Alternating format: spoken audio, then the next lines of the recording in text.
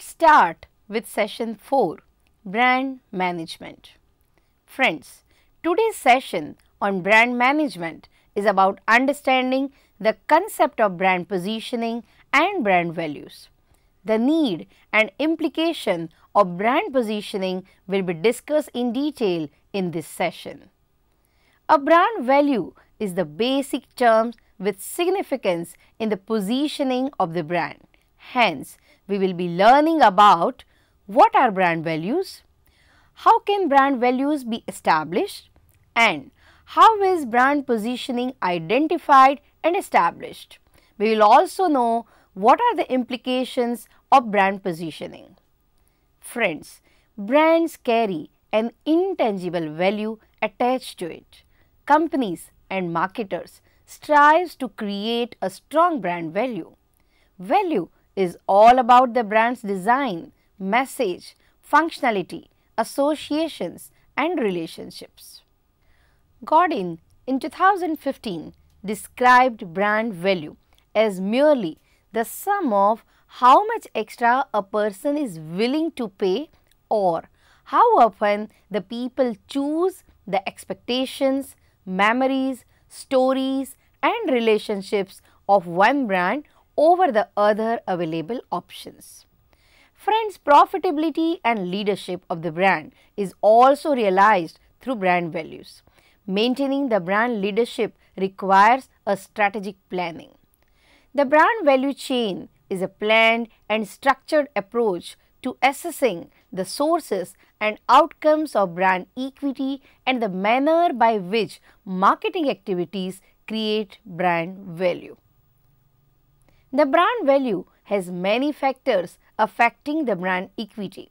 In consistence with the brand resonance model, the value chain emphasizes in different stages.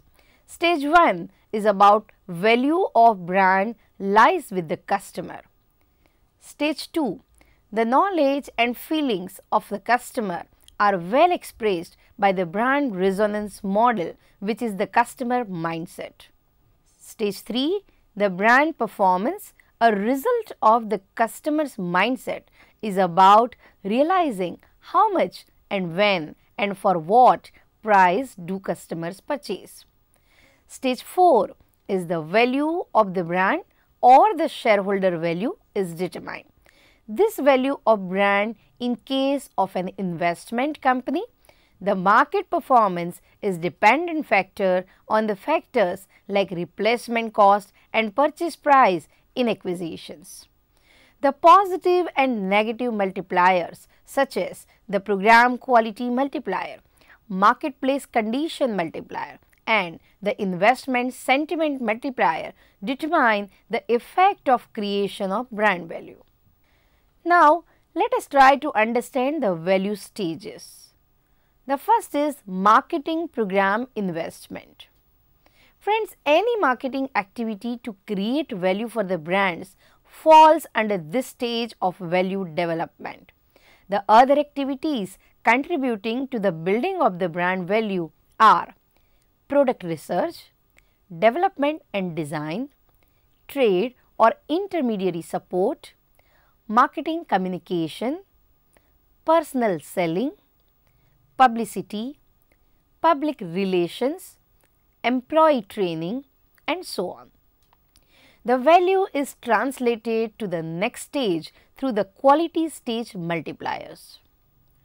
The next is program quality multipliers. The factors affecting the customer mindset is the distinctiveness, uniqueness of the program. Relevance, that is the degree to which the customer finds the program meaningful. Integrated, that is the integration of the past, present marketing programs and balance its continuity. Value, that is the value created in the short and the long run. Excellence, that is this reflects the level of effectiveness of marketing program, state of the art thinking and the corporate wisdom.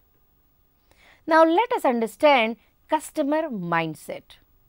Friends, the customer mindset is all about what the customers think of the brand, his thoughts, feelings, experiences, images, perceptions, beliefs and attitudes. The 5 A's as suggested by the brand resonance model highlights the customer mindset are listed like brand awareness, brand associations, brand attitudes, brand attachment and brand activity. It is therefore important to create the right customer mindset to develop brand equity and value.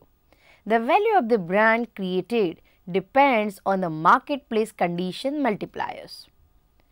Now, let us understand what is market performance. Friends, the different reactions and outcomes observed affecting the customer mindset are price premium, price elasticity and market share, which affects the brand's sales. It determines how much more customers are willing to pay for the brand in comparison to other similar products. How much does their demand vary with price fluctuation? Support for line and category brand extensions and the reduced expenditure to maintain efficiency levels. Friends, the final outcome for the brand profitability is the result of the individual outcomes listed brand value chain. Next is investor sentiment multiplier. The factors considered for investment decisions contributing to brand valuations includes market dynamics, that is, dynamic factors like interest rate, investment sentiment, supply of capital, etc. The other is a growth potential, that is, growth potential and prospects for the brand. Next is risk profile, that is, the risk profile of the brand, its vulnerability and facilitating and inhibiting factors. Next is brand contribution, that is the importance of the brand in company's brand portfolio. The other is share value. The share value indicators fluctuate the share value of the brand, which depends upon the 3 main factors, which includes stock price, price earning multiplier and market capitalization. Friends, the brand value chain aims to first create the brand value through various marketing programs and then developing the important strategies created for understanding the financial impact on various marketing activities targeting potential and actual customers. The category managers are interested in understanding the customer mindset. CMO, that is Chief Marketing Officer, is interested in the market performance and the impact on the customer mindset on the actual market behaviors, and the CEO, may be a marketing director, is interested in increasing the shareholders' value and the impact of market performance on investment decisions. Now, the most important part is a brand positioning. Let us try to understand this. Friends, brand positioning is the act of designing and crafting the position of the company's offer and image in the minds of the customer, which is generally unique and has a distinct place. Positioning is all about building a position for the product or service in the target customer's mind to ensure that the product is viewed in the right direction and maximum benefit is obtained from its positive appeal. Therefore, one can say that brand positioning is a strategic move which gives clarity about the product, the uniqueness in comparison to the competition, and highlights reasons of purchase. In order to decide the positioning of the brand, the marketers need to know target customer group, major competitors, point of parity associations, that is POP, and point of difference associations, that is POD. Now, let us understand what it includes. So, first is target market. Friends, every customer has a different requirement and his knowledge structures vary, resulting in different perceptions and preferences for the offering made by the company. The company aspires to know which brand associations leave a favorable image of the brand, and thereby the need to know the customers who realize the distinctiveness of the brand and their preference for the strong brand associations of the product. Friends, the market is full of potential customers who show an inclination to buy the product, who have an income to buy, and are capable of procuring it. It is necessary to break the customers into the segments based on their homogeneous needs, preferences, and behavior. Such groups of customers can be targeted through common marketing mixes. Segmentation bases vary from customer markets and business to business, that is B2B markets. The consumer market segment basis is also very important. Here you can see figures. The first figure is representing the consumer market segment base, and the second now is representing the business to business segmentation base. Friends, the branding aspects are more closely understood through behavioral segmentation, as this segment base indicates the ideal point of difference or desired benefit which enables a better positioning of the product or service. Profitability is the underlying expectation from the segmentation basis. The segmentation and targeting decision is based on different parameters.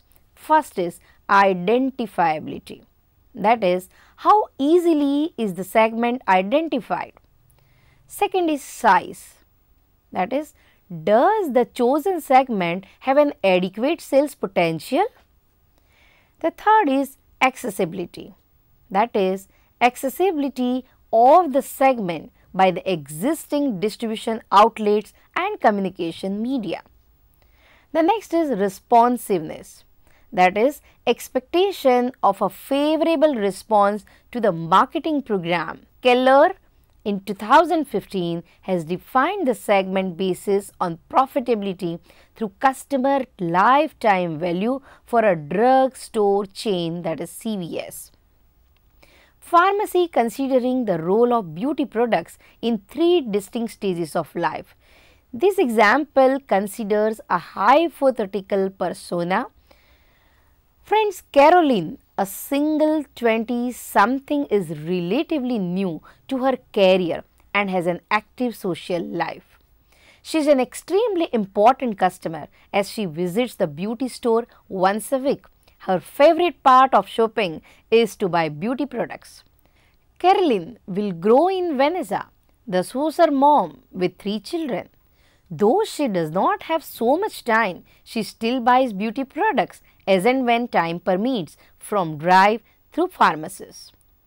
Vanessa becomes Sophie. She is not so much a beauty customer, but she is an important demographic customer who shops for the OTC, that is over-the-counter products. The next is nature of competition. The next consideration during brand positioning is to know your competitors and have an in-depth knowledge of them. It is a general observation that the companies selling to the same segment of customers in the past will plan to sell even in the future. The customers of the target segment may be willing to try other brand products. To manage the competition, the competitive analysis considers factors like channels of distribution, resources, capabilities, and likely intentions of various other firms in order to understand better ways to serve the customers. Now let us understand indirect competition. Friends, competition occurs at the benefit level rather than the attribute level. The benefit level is indicative of the value of the product, like the convenience and the speed of traveling by a car rather than the features or attributes of the car, like color, shape, comfortable seats, among many others. The product may not belong to the same category of products, but indirectly to a broad segment of products. Companies make the mistake of narrowing their competition and therefore miss out on opportunities. For example, educational software competes not just with the educational category of products like books, but also in the entertainment category like televisions, videos and magazines. The product appeals to many segments, broadening the market opportunities. The need for competitive analysis in a broad product category is explained with the example of Fresca grapefruit flavored soft drink. At the product type level, it competes with non-cola flavored soft drinks. At the product category level, it competes with all soft drinks, and at the product class level, it competes with all beverages.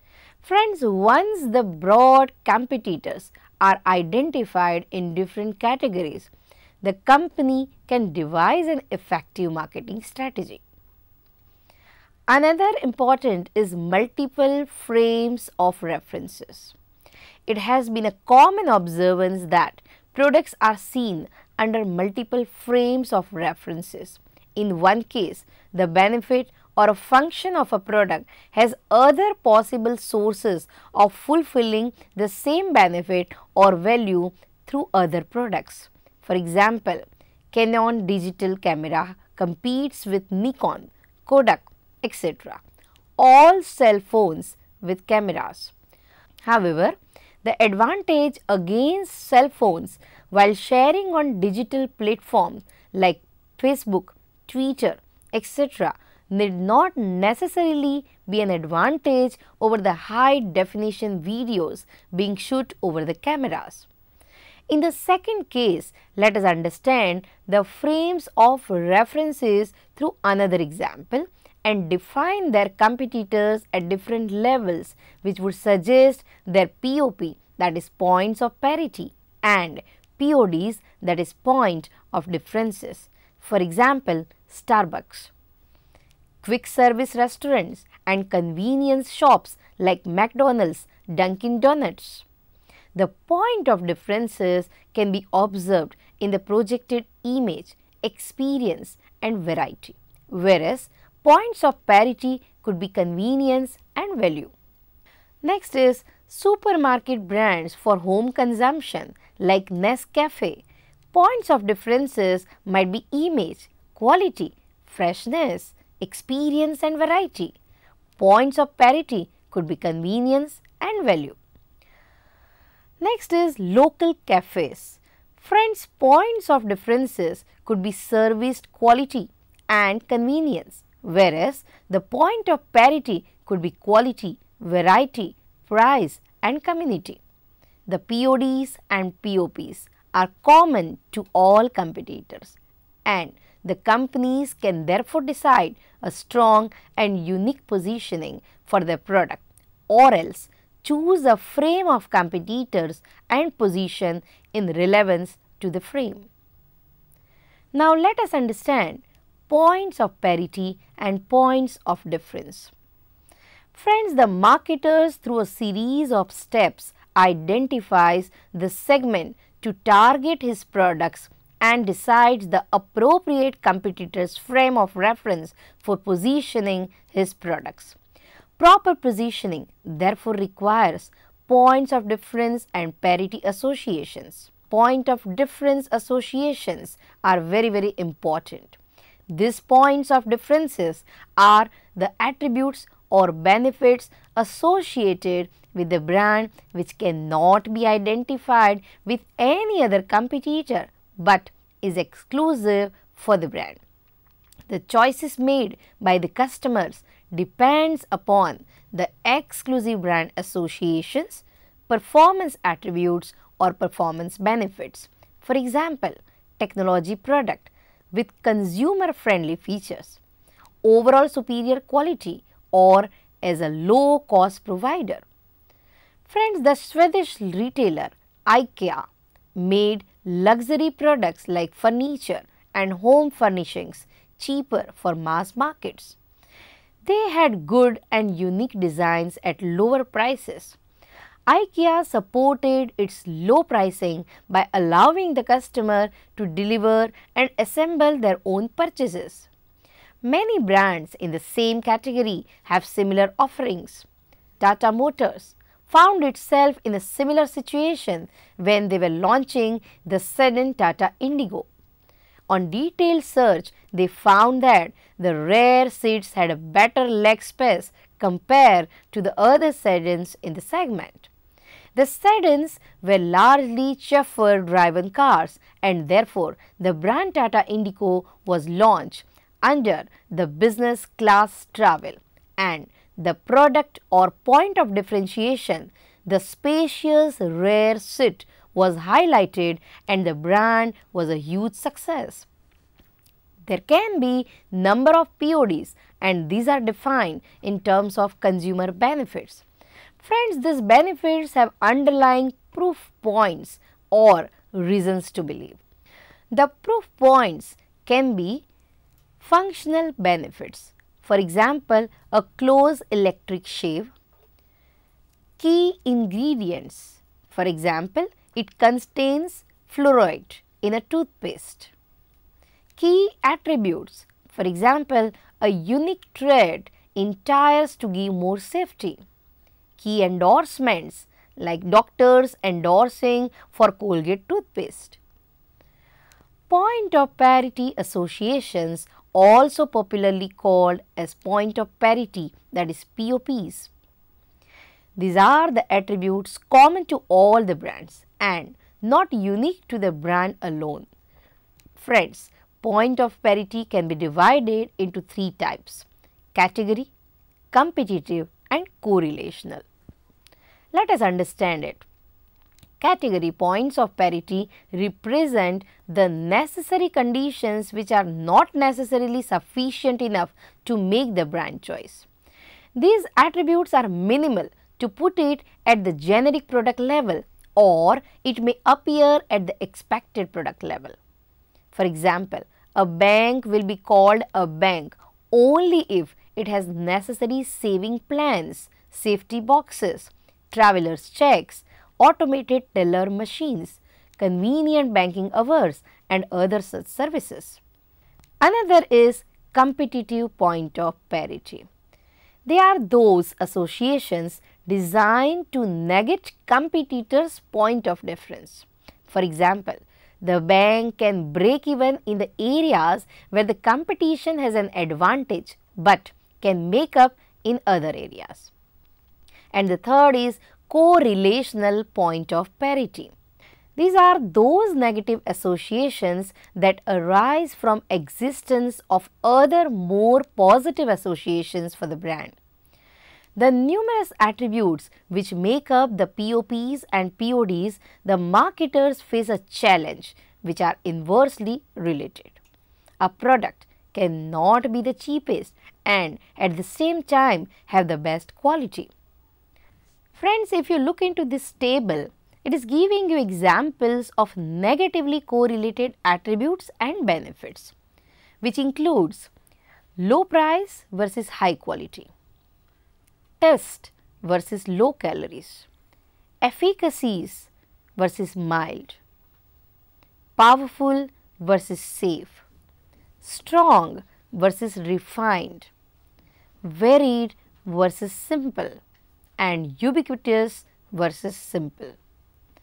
Friends, individual attributes and benefits have both positive and negative aspects. For example, a long heritage, the positive benefits suggested are wisdom, experience and expertise, but the negative attributes could be old-fashioned, not contemporary and out of date. Therefore, it is important to consider strategies for trade-offs. Now, let us look into point of parity versus point of difference. Friends, POPs are necessary to undermine PODs. A product needs to have certain POPs to be considered as a part of product category. Certain attributes and benefits are necessary to make the consumer believe that the brand is good. For example, automobiles to be included as a premium luxury car needs to maintain a reputation for quality or a high quality build, finishing, efficiency, motorization, performance and design products similar like in Mercedes, BMW, Audi and so on. Friends, the marketers consider point of parity to be easily deciphered and obtained than the points of difference, which is the uniqueness. Therefore, the marketers consider it important to have the necessary competitive and correlations POP rather than PODs. Now, let us understand positioning guidelines. The point of parity and the point of difference are the two important aspects necessary for positioning of the brand. The other key issues necessary are defining and communicating the competitive frame of reference. Another is choosing point of parity and points of difference. Now, let us understand what is defining and communicating the competitive frame of reference. Friends, the point of parity and differences vary from the categories in which the brand competes. Hence, it is first important to decide the category and have necessary points of parity for the category membership.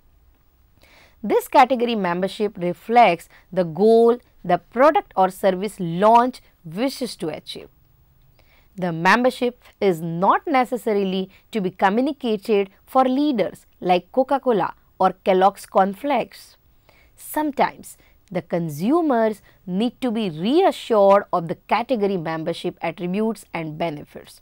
For example, Sony produces computers, but the customers need to know that Sony Vaio also belongs to the category of Dell and HP computers. Hence, it is important at this juncture to reinforce the category membership. Friends, the marketers hence prefer to state the brand category membership before stating the points of difference in comparison to other category members. Efforts to inform the point of parity and the point of difference may not be an effective way to communicate. There are three main ways to convey a brand's category membership. First is communicating category benefits. Second is comparing to exemplars. And the third is relying on a product descriptor. Let us understand what is communicating category benefits. Friends, to convince customers that the products would be able to deliver the category prerequisites, the brands communicate the benefits to announce their category membership. For example, the industrial motors may announce their power and analgesics category of medicine, the efficacy. Performance and imagery are the supporting evidence to state the brand category membership. A cake mix can enter the category of cakes by stating its great taste, and it can be supported by claiming to use high quality ingredients like indicating performance and showing users delighted in its consumption like imagery. Other is exemplars, that is well known and noteworthy brand in a category are used as exemplars to specify a brand's category membership. For example, when Tommy Hilfiger was an unknown designer, his membership to the designer category was announced as a great American designer by associating him and comparing him to be at par with Geoffrey Binet, Stanley Blaker, Calvin Klein, who at that point in time were the recognized member of the category. Next is product descriptors. The product descriptor is a way of conveying the category to which it belongs. For example, US Air changed its name to US Airways to keep up the image as a national and international carrier. Air was associated with regional and small carriers. Effective brand positioning requires compelling point of difference besides stating the category membership. Another important point is choosing point of difference. Friends, brands needs to communicate compelling, unique and credible reasons to choose from amongst a basket of other brands in the category. The brand should have favorable, desirable, deliverable and differentiating brand associations. Desirability is determined from the customer's point of view. Deliverability is the inherent capabilities of the company and the differentiation is relative to the competitors. The other considerations of the criteria are desirability criteria, that is, the consumers must be able to appreciate the point of difference and desire the brand. For example, Tropicana and real pure natural fruit juices have belonged to the healthy beverage market. Being different is not enough. The differences should be seen to have value to the customers and consumers.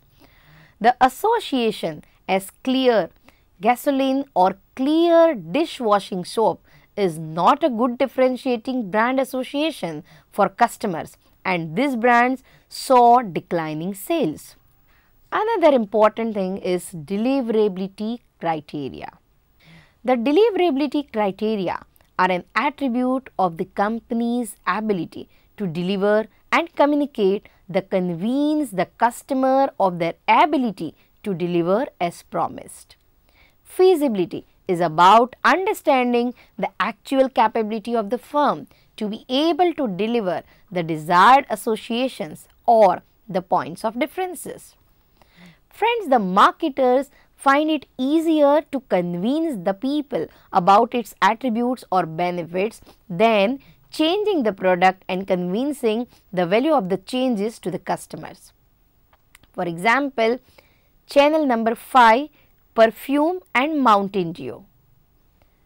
Communicability of the brand is the perception developed and the various brand associations resulting in positive perceptions. Proof point aids develop a belief in the brand and its desired associations. Differentiation criteria are about creating a strong, distinctive and superior differentiation. Friends, the aim of the marketer is to find suitable, defensible and difficult to attack brand associations with a long-term viable differentiation. Establishing points of parity and points of difference is also one of the very important points. Friends, the challenges encountered in the positioning of the points of parity and points of difference are the inverse relationship encountered in the minds of the customers. The tendency of the consumers is to focus on the negative attributes, and the competitors also try to capture the point of differences that are negatively attributed to it.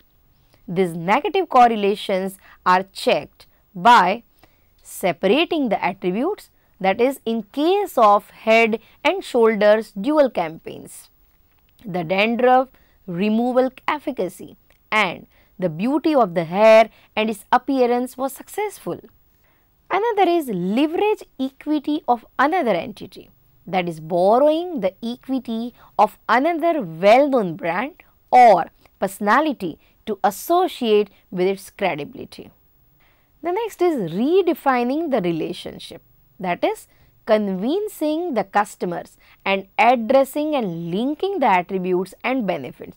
For example, Apple, where the consumers linked ease of use of the personal computers as not being so powerful as the ones for the business considerations. Friends, Now let us understand developing a good positioning. Positioning of a brand is made with a room to grow and expand. Hence, the common saying is very suitable in this situation where it is frequently quoted that a good positioning has a foot in the present and a foot in the future. Firstly, to ensure the brand's aspirations have a room to grow and improve. Secondly, it is to identify the points of parity before concentrating on the strengths of the brand. It is important to remember that the relevance of point of difference is higher on consideration of the points of parity. Thirdly, it should reflect the customer's point of view of the benefits that consumers derive from the brand. And finally, the positioning should relay emotional and rational components to ensure duality in the positioning of the brand. Friends, let me summarize today's session on brand management. It was all about understanding the importance of various stages of creating customer value. Friends, the brand value reflects the people's expectations and relationships developed and their willingness to pay additional for the brand in comparison to its competitors. Profitability and leadership of the brand is also realized through brand values. The brand value is linked to the brand equity developed and resonance model describes the importance of understanding various customer awareness, experiences, feelings and judgments in the process of creating stronger brand equity for developing brand value, leading to a strong customer relationship. Friends, the value chain describes how the different marketing managers, chief marketing officers, marketing directors use the value chain to understand the customer mindset, the effectiveness of the marketing programs, and the shareholders' value and its impact on the consumer's mindset. Understanding the consumer's mindset and its linkage to brand performance and the shareholders' value. Friends, brand positioning is a strategic move to position the product or service in the customer's mind, which is generally unique and has a distinct position. The point of parity and the point of differences are such factors of association which help create unique positions in comparison to the competitors and highlight the reasons of purchase. Positioning of the brand is facilitated only after deciding the target customer group, the major competitors, the points of parity and the point of difference associations. The point of differences are determined by functional benefits, the key ingredients and the key attributes besides the important and key endorsements. The proof points are equally important to help develop a belief in the points of differences and other associations. The other guidelines necessary to develop a positioning for a brand are choosing the points of parity and points of difference after defining and communicating the competitive frame of reference. The competitive frame of reference is developed by communicating the category benefits, exemplars and product descriptors. The desirability, deliverability and the differentiation criteria helps in wise selection of the point of parity and point of difference. Friends, the session ends by sharing the various challenges faced by the marketers in establishing a good brand position. Identifying relevant points of parity and differences and leaving enough room for the growth and improvement of the brand aspirations. The customer benefits and the duality of the rational and emotional associations are identified as the important factors in the development of a good brand positioning. I hope you have learned a lot in this session of brand management. Thank you.